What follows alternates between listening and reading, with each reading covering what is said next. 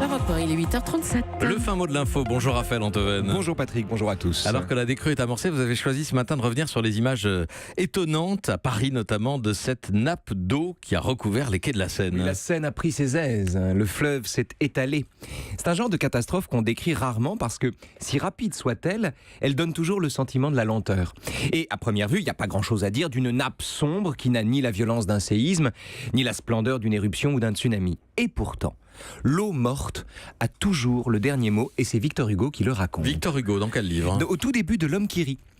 Il y a 328 ans, un soir glacial de janvier 1690, dans une anse du golfe de Portland, une dizaine de brigands vêtus de longues capes rapiécées s'apprêtent à fuir la police britannique pour rejoindre la France dans une ourque biscayenne de coque robuste appelée Matutina. Au début, tout va bien. Après avoir longé la falaise qui lui servait de paravent, le navire est porté au large par une brise ferme sur une mer visqueuse et sous un ciel encore clair. Rien ne laisse imaginer que les fugitifs seront bientôt pris en étau entre un vent d'ouest déchaîné, un nuage de neige comme un morceau de ciel clair dans la nuit, et les brisants d'Aurigny qui menacent la coque si elle dérive à l'est. Et alors, que se passe-t-il ? Le choc, Patrick. La grande secousse. Un immense nuage trouble se précipite sur l'ourque, raconte Victor Hugo, et l'ourque se rue dedans, comme pour une insulte. Le mât craque et ploie, son penchement fait par instant avec la mer un angle de 15 degrés. Des paquets d'eau traversent le pont comme un déluge et les passagers hurlent de terreur. Mais la bonne quille ventrue de l'ourque adhère au flot comme à de la glu et elle virevolte, admirable, au milieu de l'océan désordonné.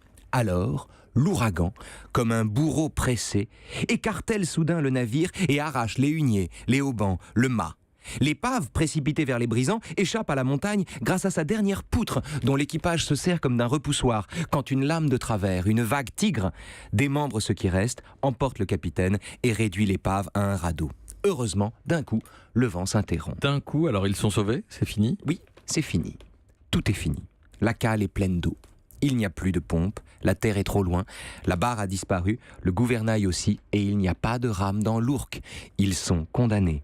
Et ces valeureux qui ont traversé un ouragan, triomphé d'un nuage de neige, survécu à une mer folle et échappé aux rochers en cognant une montagne avec une poutre, sont vaincus par une eau vénitienne qui, comme la Seine, monte tranquillement. Alors, ils font leur prière, s'agenouillent et se laissent recouvrir en silence par le liquide sombre qui les emporte, tout en les laissant sur place. Le fin mot de l'info, Raphaël. Toute eau qui monte est un linceul. Merci à vous, Raphaël Antoven. À demain. Et à demain.